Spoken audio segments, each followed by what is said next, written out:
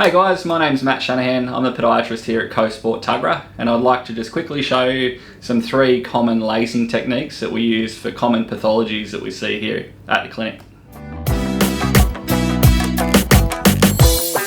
So this shoe here is a runner. It's a nice Saucony runner, and in this particular instance you can see here that I've changed the lacing technique to allow for a patient who would still like to do some walking or light running in this type of shoe but has a midfoot arthritis or a bony abnormality or something on the top of their foot.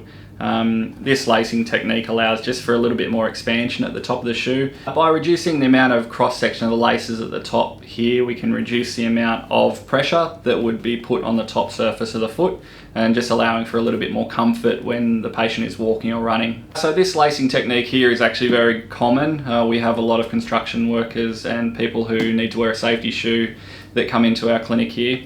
This lacing technique reduces all load through the middle section and slightly through the forefoot of the shoe. Some people who have either midfoot arthritis or some forefoot issues love this type of lacing technique. It still holds the foot nice and firm into the shoe, and encompassed with a shoe with a zipper. It's also a nice addition there. It's also very beneficial for people who need to get up on the balls of their feet, and if we can reduce the amount of force there's more comfort for them. So that's a really nice little tip. This is a school shoe, and this is probably the most common lacing technique that we use if we need to change the laces on a pair of shoes.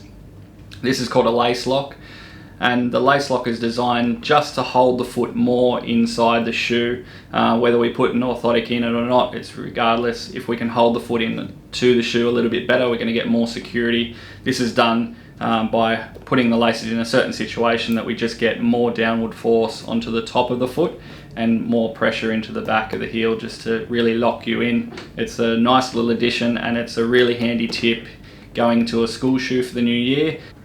I hope you got something out of these 3 quick tips for different lacing techniques that are commonly used in the clinic.